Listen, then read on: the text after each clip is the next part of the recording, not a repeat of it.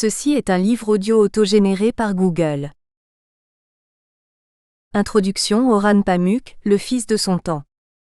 L'espace est un corps imaginaire comme le temps un mouvement fictif. Paul Valéry. Dans son livre Tale of Cross Destiny, The Modern Turkish Novel in a Comparative Context, la théoricienne turque Azad Seyhan offre au lecteur un guide indispensable du territoire peu exploré, du moins en Occident, de la littérature turque moderne. Cette étude fondamentale dessine une relation sans équivoque entre les influences littéraires des écrivains turcs et les zigzags identitaires de l'État turc depuis la chute de l'Empire ottoman. En effet, il va presque sans dire que l'un ne va pas sans l'autre, dans la mesure où la décadence de l'Empire des sultans a laissé une profonde marque dans l'inconscient collectif turc, que ce soit en opposition farouche ou en admiration inconditionnelle pour la grandeur ottomane. Si Azad Seyhan place Orhan Pamuk à la fin de son étude, ce n'est pas seulement parce que le romancier turc le plus lu en Occident est un auteur contemporain, c'est surtout parce que le sentier emprunté par ses prédécesseurs a défriché la terre pour lui. Pamuk le sait, c'est pourquoi dans ses œuvres, il n'hésite pas à rendre hommage aux grands géants de la littérature turque qu'il admire, Kemal, Kossu, Hisar et surtout Tanpınar. Quelle est alors la spécificité, ou encore l'engouement pour Orhan Pamuk à l'intérieur comme à l'extérieur des frontières turques? En quoi est-il différent de ses prédécesseurs, attentifs eux aussi aux déboires des bâtisseurs de la Nouvelle Turquie et à la mélancolie des ruines provoquées par la chute d'un grand empire? Si, comme le prétend Hegel, chacun est le fils de son temps, Pamuk l'est par excellence. Né dans une famille de la classe moyenne aisée dans les quartiers privilégiés d'Istanbul du début du siècle, le jeune Orhan a grandi à l'ombre de l'obsession d'Atatürk d'occidentaliser à tout prix sa nation afin de prouver à l'Europe que la Turquie est avant d'être orientale, profondément moderne et occidentale. Parfois, se souvient Pamuk, le désir d'occidentaliser la Turquie frôlait le ridicule.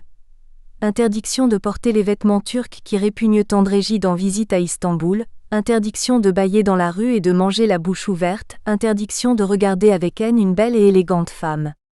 L'originalité de Pamuk réside non seulement dans sa capacité de mettre au jour le caractère ridicule et parfois dangereux de sa propre culture, dans la mesure où la volonté d'homogénéisation continue à bafouer les droits des minorités, dénonciation qui lui a valu presque un procès, mais aussi et surtout, son incroyable aptitude à démontrer par des exemples concrets que sa culture possède deux âmes, orientale et occidentale. Cet heureux dualisme, profondément inscrit à l'intérieur de la culture turque, conduit Pamuk à transposer le questionnement identitaire et national à un autre niveau, celui de l'individu solitaire face à son destin, et à s'interroger sur le dualisme de la psyché humaine entre le conscient et l'inconscient, entre le rêve et la réalité, entre la science et la religion, le visible et l'invisible, la tradition et la modernité, le corps et l'âme, la femme et l'homme.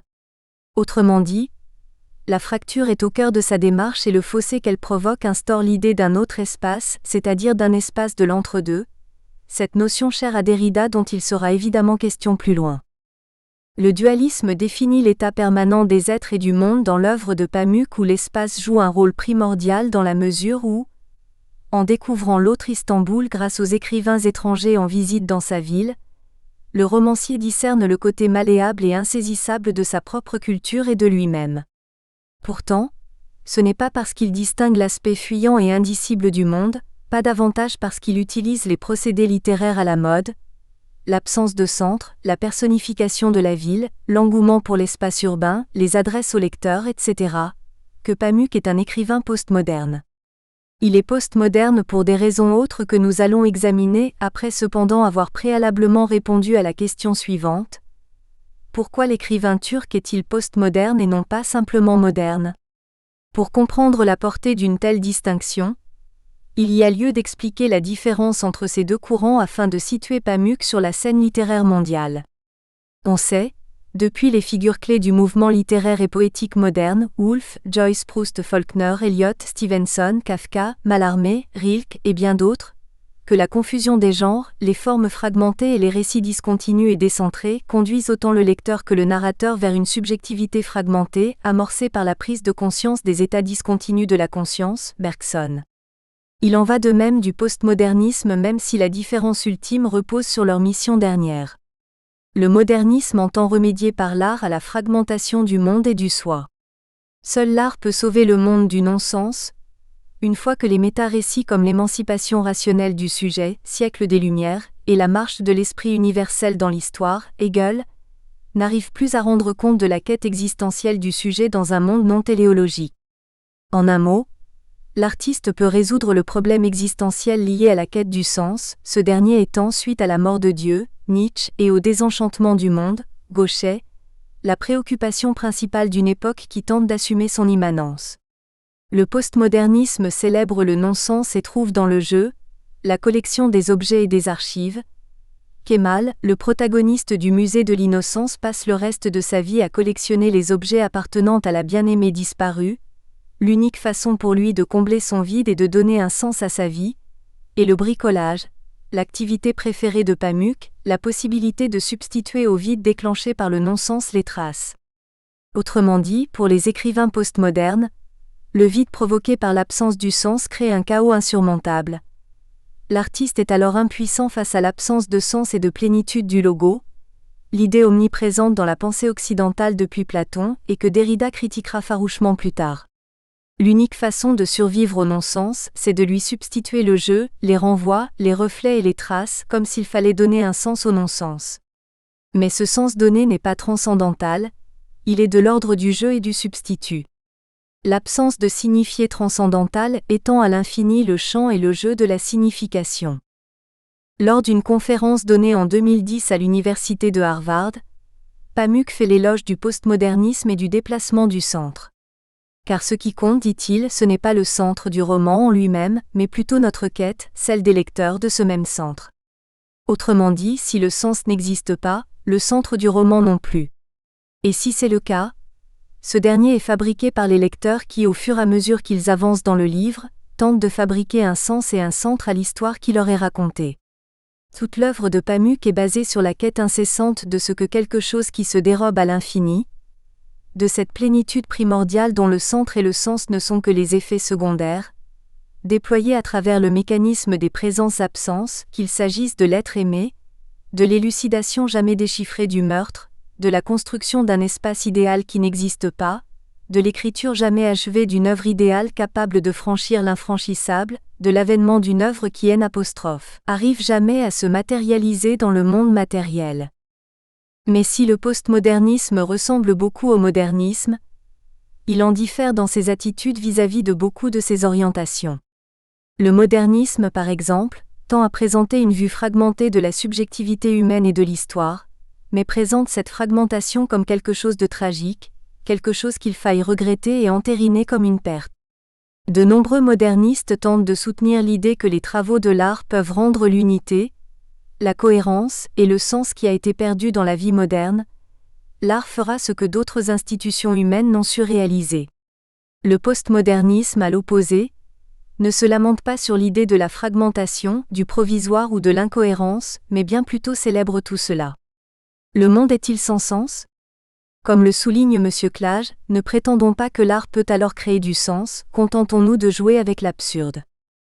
Pamuk est postmoderne dans la mesure où, au lieu de se lamenter sur l'absence de sens et d'investir l'art d'une mission salvatrice, il célèbre et mystifie le processus de la quête, livre noir, l'état indicible des choses, la maison du silence, la fracture qui habite l'espace urbain en apparence homogène, Istanbul, souvenir d'une ville, le fossé entre la copie et l'original, mon nom est rouge, l'incompatible ligne de partage entre la science et la religion, Château Blanc et l'apostrophe, infranchissable fossé entre la tradition et la modernité, Cevdet Bey et ses fils, et le caractère insaisissable de toute identité qui prétend à la totalité et à la plénitude, musée de l'innocence. À cet égard, la consolation des postmodernes se trouve non pas du côté du sens qui de toute évidence n'existe pas, mais bien plutôt dans le bricolage de ce dernier à partir des traces. À l'instar d'un détective, la démarche postmoderne de Pamuk consiste à trafiquer du sens après coup, en remontant l'axe spatio-temporel à la quête de traces tangibles laissées par l'absence, c'est-à-dire la disparition tragique et inconsolable de l'être aimé du musée de l'innocence. C'est pourquoi le narrateur du livre conclut ainsi sa quête.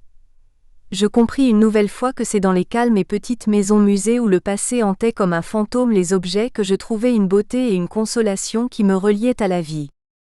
Force est pourtant de constater que cette pensée clairement formulée dans ses dernières œuvres, notamment dans le musée de l'innocence, ne va pas toujours de soi. D'abord effrayé par la figure du double qui l'obsède, au fur et à mesure qu'il avance dans son œuvre et qu'il s'éloigne de ce qu'il croit être le centre du monde, à savoir Istanbul, Pamuk s'aperçoit qu'au lieu de la plénitude, c'est la dualité qui habite les êtres et les choses.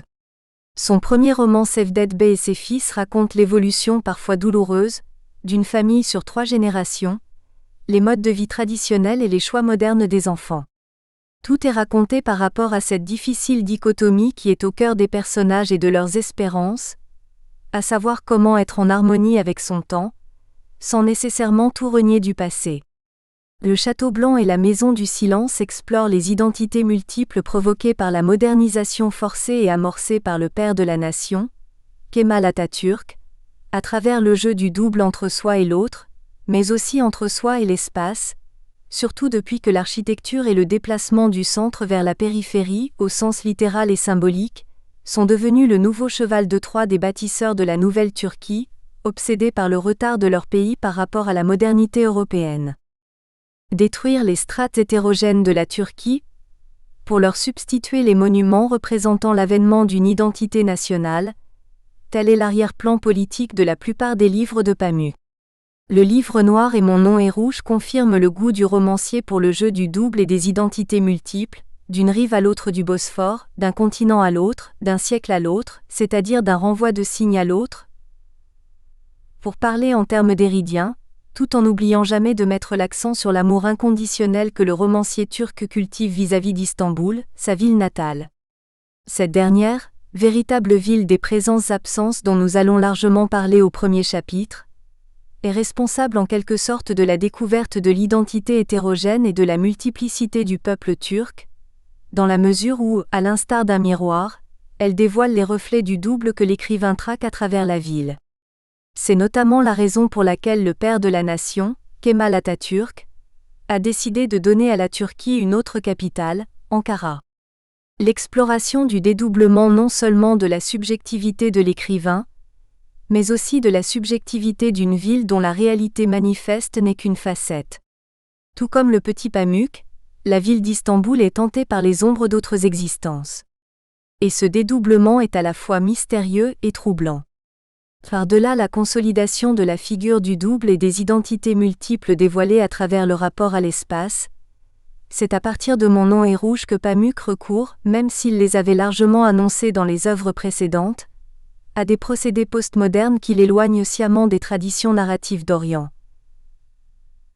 Récit éclaté, rupture de style et de sens, digression volontaire et sans direction, adresse au lecteur, la perte du fil conducteur de la narration et l'inexistence du centre du roman. Par le choix de ces procédés postmodernes, il annonce sa position politique et philosophique, il n'y a pas de centre, seuls existent les multiples centres du soi et du monde. Autrement dit, le sens n'existe pas. Il faut le bricoler et le remplacer par les couches d'écriture et d'objets, dans les rues palimpsestes d'une ville qui se dérobe à l'univocité. Puis, enfin, l'investissement du champ politique entre le sécularisme et le fanatisme, notamment dans Neige, roman acclamé par la critique des 2 côtés du Bosphore dans lequel le romancier démontre habilement que l'identité est une notion si malléable, Maalouf, qu'il suffit d'un contexte géopolitique particulier, quelques démagogues et 2-3 têtes à la quête du sens, les personnages comme Moutar ou Saadettin Effendi dans Neige, pour donner raison à la logique simpliste des chocs des cultures, Huntington.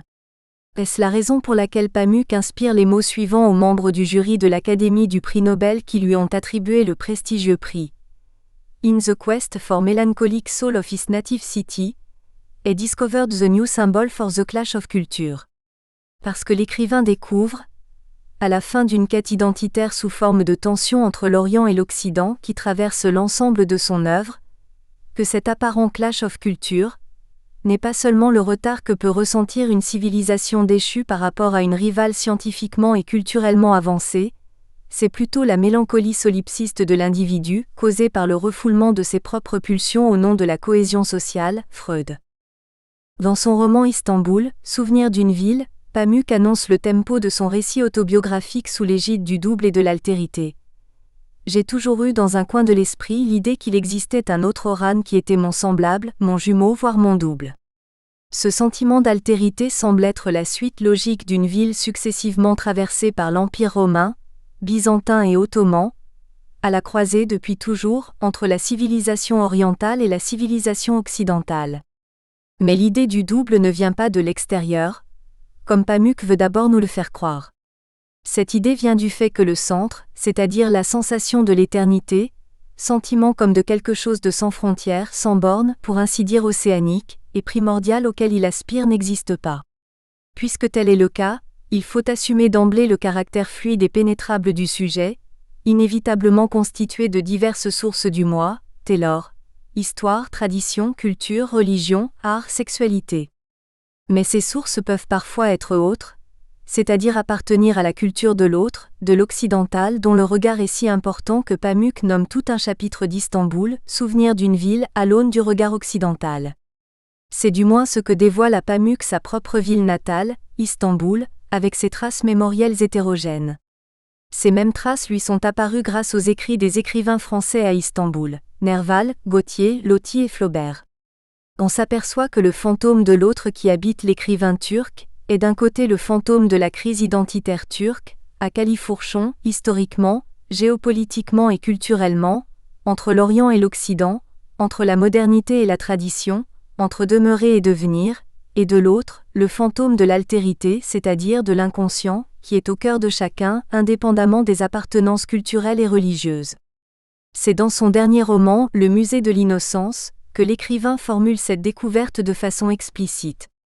Même s'il n'avait jamais lu Freud, raconte le narrateur du livre, il sait instinctivement que tous ces problèmes sont causés par cette chose étrange qu'il connaît mal et que les spécialistes occidentaux appellent l'inconscient. Pour toutes ces raisons que nous venons de mentionner, l'originalité de Pamuk réside dans le fait qu'il prend conscience de l'altérité qui habite sa ville et son âme, en ayant recours à ce que Michel de Certeau appelle la rhétorique cheminatoire. En effet, en se détournant du récit politique centré sur la mélancolie des ruines et l'homogénéisation de l'espace au détriment des strates multiculturelles d'Istanbul, Pamuk, en suivant la cartographie produite par les étrangers visitant sa ville, découvre un autre espace, à la fois extérieur et intérieur.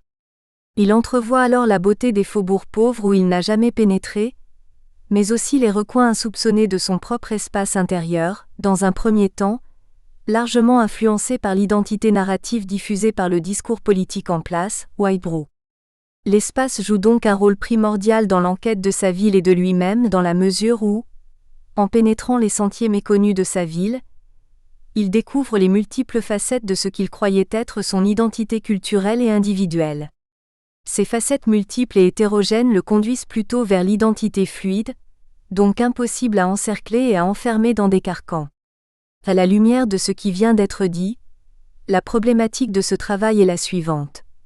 Les multiples espaces palimpsestes d'Istanbul et de sa périphérie, incarnés à travers la dynamique présence-absence et la figure du double, constituent une substitution au vide laissé par les grands récits de l'identité collective et individuelle turque devenus obsolètes. Pourquoi Pamuk et pourquoi l'espace ? L'écrivain flâneur se promène dans les rues d'Istanbul et constate que sa ville est imprégnée d'usain, une sorte de mélancolie collective, incarnée dans les ruines représentant les traces mémorielles d'un passé glorieux. L'état décadent et déprimé d'Istanbul, a priori extérieur à l'écrivain puisqu'intrinsèque à la ville, affecte à ce point le jeune Orhan que ce dernier sent la nécessité de trouver refuge dans son propre imaginaire. Ce sentiment de tristesse enfoui définitivement dans les tréfonds de la ville me fit prendre conscience de la nécessité de construire mon propre imaginaire. La mélancolie apparente et intrinsèque de la ville se transforme peu à peu en une critique de la société, dans la mesure où la comparaison constante avec l'Europe, omniprésente dans le discours politique, incite les bâtisseurs de la Nouvelle Turquie à instaurer de force les mœurs à la Franca. La Nouvelle Turquie doit ressembler, coûte que coûte, à l'Europe. Ce faisant, la classe politique n'est pas toujours consciente qu'elle crée, d'une part une classe moyenne aisée et une aristocratie occidentalisée, et d'autre part une population issue de la classe pauvre presque analphabète et fortement attachée aux valeurs traditionnelles. À la recherche des temps glorieux d'un autre Istanbul, celui des écrivains étrangers de passage dans sa ville, Pamuk découvre le livre illustré du peintre allemand Melling, Voyage pittoresque de Constantinople et les rives du Bosphore. Grâce à ce livre et grâce à l'œil authentique et à la perspective décentrée de Melling, que déjà au XVIIe siècle, Istanbul apparaissait une ville sans centre et sans fin.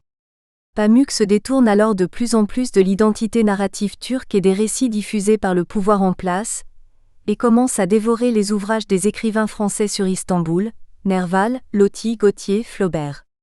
Si le pittoresque d'une ville est réservé aux étrangers, Ruskin, Pamuk cherche dans le regard de l'occidental non plus la mélancolie des ruines perpétuée en partie par le discours politique en place, mais plutôt un autre Istanbul, hétérogène et donc multiple. Autrement dit, c'est parce qu'il n'est pas capable d'assumer l'une des nombreuses sources du moi, en l'occurrence celle issue de la tradition turque, qu'il cherche la porte de sortie dans le regard de l'autre. C'est parce que mon esprit n'arrive pas à accepter tous ces textes traditionnels sur la vie sous forme d'un seul et même ensemble que j'éprouve le besoin de recourir à un étranger qui pourra donner du sens à mon existence grâce à un nouveau texte, un écrit, une image ou un film. En l'absence du regard des Occidentaux, je deviens alors mon propre occidental. Constamment à la recherche de soi dans le regard de l'autre, Ricoeur, par les traces étrangères, écrites ou architecturales, il s'aventure dans des quartiers non turcs. Pamuk effectue une spectaculaire pirouette phénoménologique qu'il définit lui-même comme suit. Toute parole relative aux qualités générales, à l'esprit ou bien à la singularité d'une ville se transforme en discours indirect sur notre propre vie, et même plus sur notre propre état mental. Il n'est pas d'autre centre de la ville nous-mêmes. Les reflets des ruines d'Istanbul projetés sur l'écran de la conscience de Pamuk ne dévoilent plus le sentiment de décadence collective, mais mettent plutôt en scène les nombreux fantômes dont est constitué son propre inconscient. Tantôt il s'imagine vivre et évoluer dans une autre maison, tantôt il s'aperçoit que tout discours sur la ville est un discours sur lui-même, même quand ses déambulations dans la ville lui dévoilent une réalité parallèle proche du rêve où il rencontrait ses doubles, mais dont il n'est nullement ravi. Grâce à la découverte de la multiplicité des regards sur la ville, incluant l'avènement de la liberté du regard subjectif, Pamuk se permet de tout remettre en question, incluant la sacro-sainte identité nationale, ce qui lui vaudra plus tard l'étiquette de traître de la nation, ainsi qu'un procès entamé par une cour d'Istanbul au nom du fameux article 301 de la loi qui lui reproche d'avoir délibérément insulté l'identité turque. Revenons à la question de l'espace dans son rapport à l'identité. Si tous les chemins de Pamuk mènent à Istanbul, c'est parce que la ville natale du romancier tient un rôle particulier non seulement dans la construction de l'identité collective et individuelle turque, mais aussi dans l'édification de l'identité européenne de façon générale. L'emplacement géographique de la ville d'Istanbul est stratégiquement parlant hors pair. Un pied dans l'Asie, l'autre dans l'Europe. Elle se situe au carrefour de plusieurs civilisations, romaine, byzantine et ottomane. L'architecture joue un rôle prépondérant dans la consolidation et l'accentuation de cette situation singulière, dans la mesure où elle matérialise les soubresauts et les traces des empires passés. Depuis la légendaire construction d'Hagia Sophia, Justine et Théodora ont régné sur le plus grand empire chrétien de l'histoire, Byzance. Plus tard, du haut des innombrables minarets des mosquées du règne ottoman, Soliman le Magnifique administrait la plus grande nation occidentale qui s'étalait de la mer Noire à la Crète et du Péloponnèse aux confins de Vienne. Mais au-delà de son caractère central et incontournable, Istanbul incarne la métaphore d'une figure architecturale symbolique, le barrage. Car sans ses murailles et ses forteresses, la civilisation occidentale n'existerait pas. Pendant plus de 1000 ans, les murailles de Théodose ont servi de barrage aux marées barbares qui n'ont jamais réussi à engloutir la ville des villes. Quand les murailles sont enfin tombées, après presque un millénaire de résistance, l'Europe, jouissant du privilège du cadet que les sacrifices des frères aînés protègent du désastre, a pu s'épanouir dans la Renaissance, en poussant plus loin les avancées culturelles et scientifiques que la majestueuse Byzance lui a transmises. Bien avant sa chute, les monuments de la sœur jumelle de la tour de Babel ont été édifiés par les architectes venant de tous les pays, notamment parce qu'à Constantinople était entretenue mieux que nulle part ailleurs, cette glorieuse idée de la grandeur, de la beauté et de l'hybridité. Posée au-dessus de la corne d'or que sillonnent des centaines d'embarcations, Des nuées de dômes semblent suspendues au ciel par les longs fils de leurs minarets et les coups puissants de leurs clochers. Telles des mouettes blanches alignées le long du rivage, palais officiels et villas de rêve se succèdent sur la côte. Partout, on se croirait sur le balcon d'un palace. Istanbul est un paradis à grand spectacle. Ce paradis terrestre à ciel ouvert a été le chantier le plus hétérogène qu'il soit, avec ses quartiers hittites, perses, grecs, romains, juifs, kurdes, arabes, arméniens, mongols, slaves, mais aussi vikings. C'est pourquoi se promener dans les rues d'Istanbul, c'est-à-dire de l'ancienne Constantinople, c'est constater que l'architecture et l'identité sont intimement liées. Or, avec le désir des successeurs politiques d'Atatürk de faire de la Turquie une grande nation homogène, l'architecture est devenue le pilier principal de l'édification de la nouvelle identité nationale. Il fallait en effet, pour un nouveau départ, effacer les traces tangibles des quartiers hétérogènes d'Istanbul. L'entreprise d'homogénéisation du peuple turc et de purification nationale s'est poursuivie au moyen d'autres mesures semi-officielles, comme la fomentation d'émeutes en 1955 contre les Grecs et les Arméniens qui vivaient toujours à Istanbul, avec comme résultat le départ de ces populations. La ville est donc peuplée de plusieurs spectres, disparus au cours d'un siècle agité. Pamuk se souvient des quartiers grecs, roms, arméniens et juifs, entièrement saccagés lors des émeutes du début du siècle. D'autres théoriciens se sont penchés sur le sujet, notamment Amy Mills, qui explique pourquoi dans le quartier jadis hautement hétéroclite de Kuzguncuk, situé sur la rive asiatique d'Istanbul, règne aujourd'hui un sentiment de nostalgie des jours où les communautés vivaient en harmonie. Kuzguncuk in the olden days was so beautiful. Istanbul est d'abord la ville des absences, de ceux qui sont partis, mais qui ont laissé des traces tangibles exprimées à travers l'espace et l'architecture. 2. Il reste les églises, les chapelles et les synagogues, ainsi que les écoles, les cimetières et les vignes. Un vieux cimetière juif, un immeuble Art Nouveau ayant jadis appartenu à une famille levantine, une sculpture d'un hôpital catholique arménien, une église assyrienne délabrée, depuis longtemps sans prêtre ni fidèle, une école grecque à présent entièrement déserte. Le tournant phénoménologique de Pamuk lui permet de constater d'une part que tout discours sur la ville est un discours sur lui-même, et d'autre part, en se penchant sur la nostalgie des autres quartiers d'Istanbul, de se rendre à l'évidence qu'il n'y règne pas le même genre d'usune que dans les quartiers turcisés dont il est issu. Transgresser les frontières physiques et mentales de l'espace urbain, c'est avoir accès aux strates palimpsestes d'une ville qui dévoile, à ceux qui possèdent les yeux pour les voir, un grand nombre d'identités qui ne cessent de se dérober.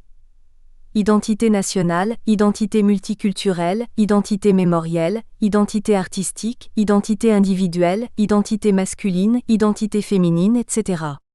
En effet, même s'il est vrai qu'il règne dans les rues de la ville des villes, un sentiment généralisé de mélancolie, mais aussi le sentiment double d'être à la fois européen et occidental, malgré le refus de l'Europe d'inscrire la Turquie dans les livres de son histoire officielle, bien que les archives de son inconscient savent que sans les murailles de Byzance, jamais le savoir de l'Antiquité ne serait parvenu jusqu'à nous, et jamais aucun barrage n'aurait pu s'ériger contre les invasions barbares. Cette mélancolie est relative à la situation et au point de vue de l'observateur.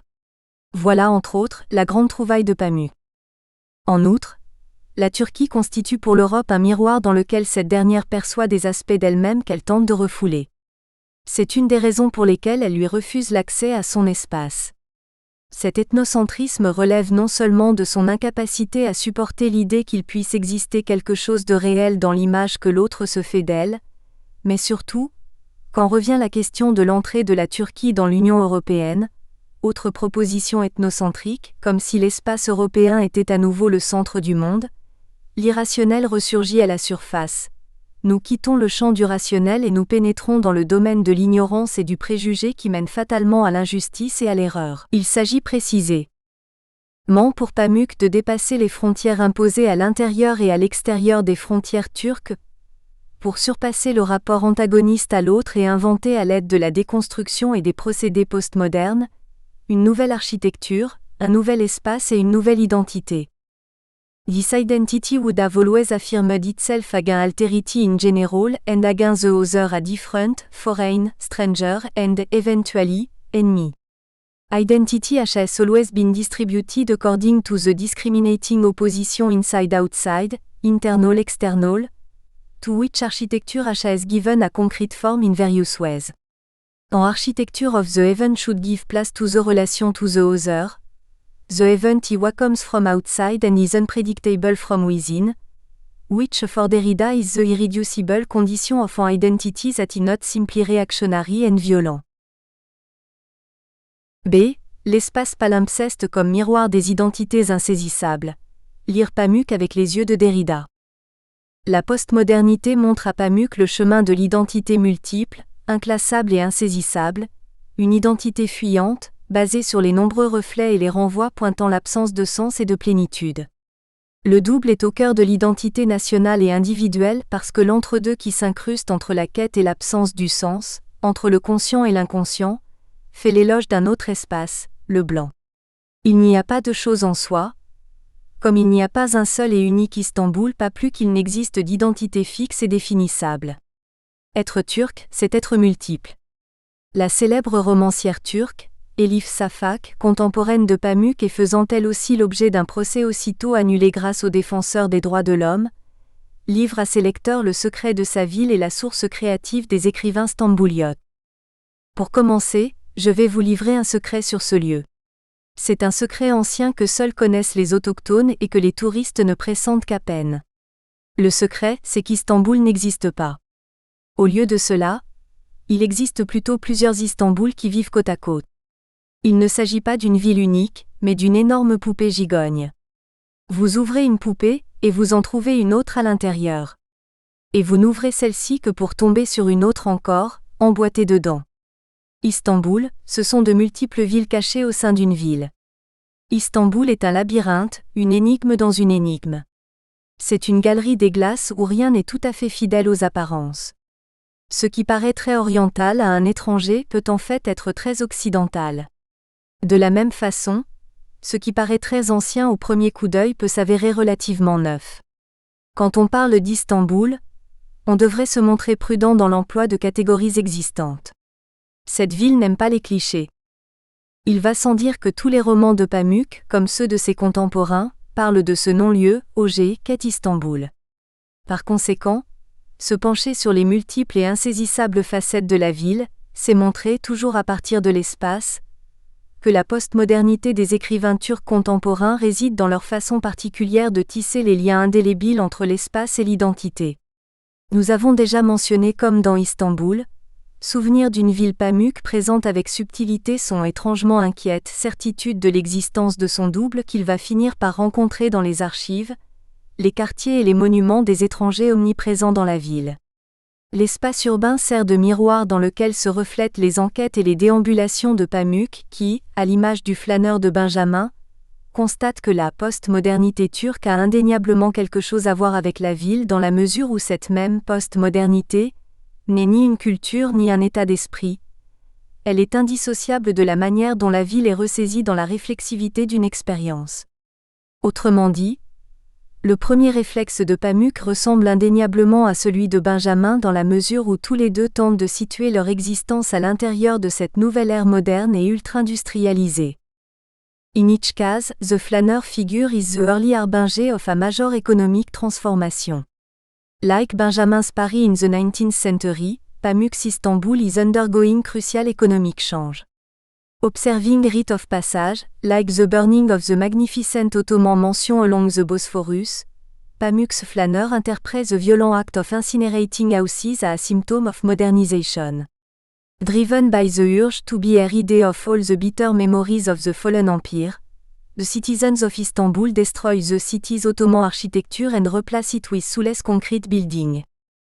Mais la quête de Pamuk va plus loin que celle de Benjamin dans la mesure où il se rend rapidement compte le désir des uns de détruire l'ancien, et l'obsession des autres de se complaire dans les ruines, a nécessairement quelque chose à voir avec la psyché humaine.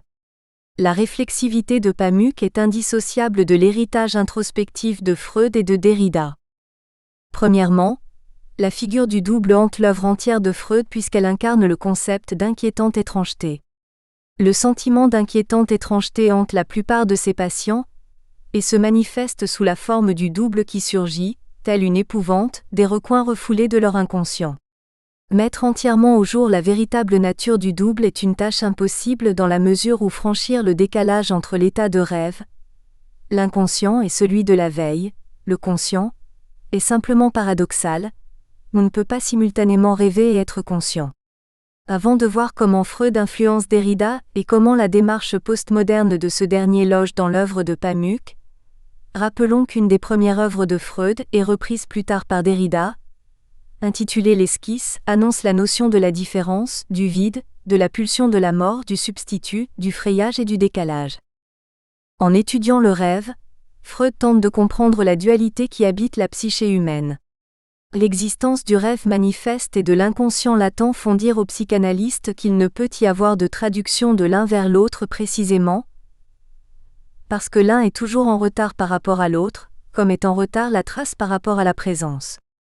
Le rêve incarne donc la différence par excellence, car il montre clairement l'incapacité d'établir un contact avec la présence.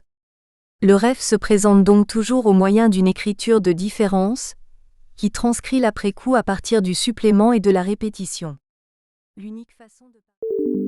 Nous espérons que vous avez apprécié cet aperçu. Pour continuer à écouter ce livre audio sur Google Play Livres, utilisez le lien dans la description de la vidéo.